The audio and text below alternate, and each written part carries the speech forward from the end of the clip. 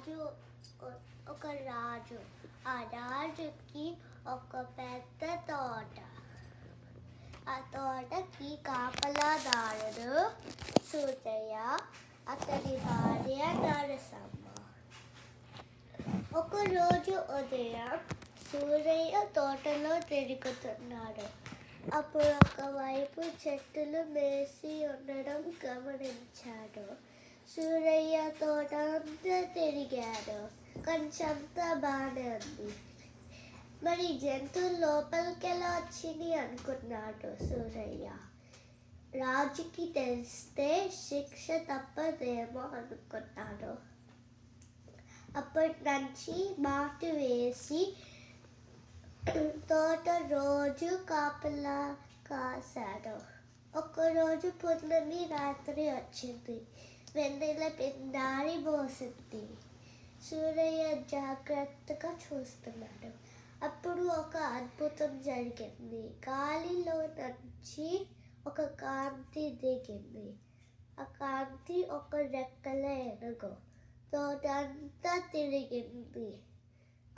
కావలసిన ఆకులు వేసింది.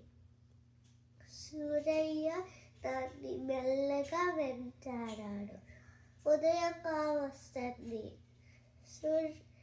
ఆ ఏనుగు ఒకసారి గట్టిగా గీయకరించి పైకి ఎగిరింది.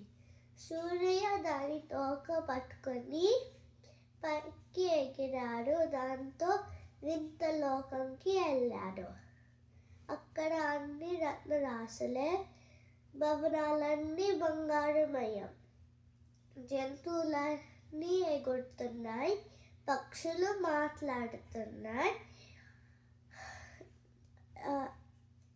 పాములు తోకల మీద లెగిచి పడగలు విప్పి నాట్యం చేసింది. సూరయ్యకి ఆశ్చర్యానికి లేదు. సూరయ్యకి కావాల్సినవన్నీ మూట కట్టుకుని పెట్టుకున్నాడు. పున్నమి రాత్రి వచ్చింది. సూరయ్య ఏనుగుతో మళ్ళీ భూలోకంకి చేరాడు. ఊరంతా చెప్పాడు. అవింత వస్తువులన్నీ చూపించాడు.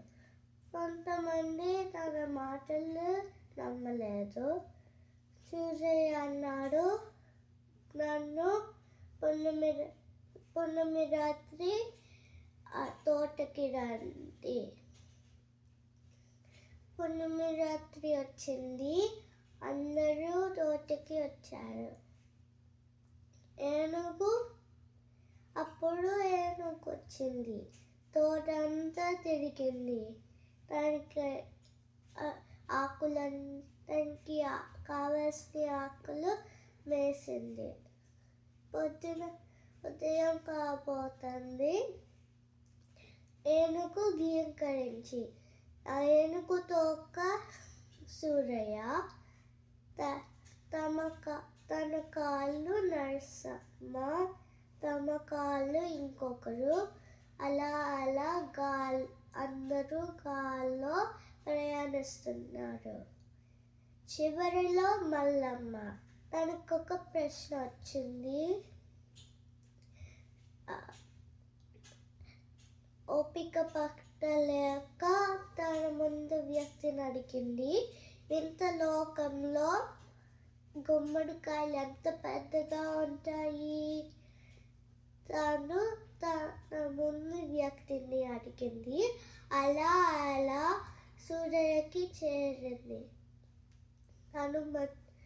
సూరయ్య గాల్లో ఎగురుతున్నాడని మర్చిపోయాడు.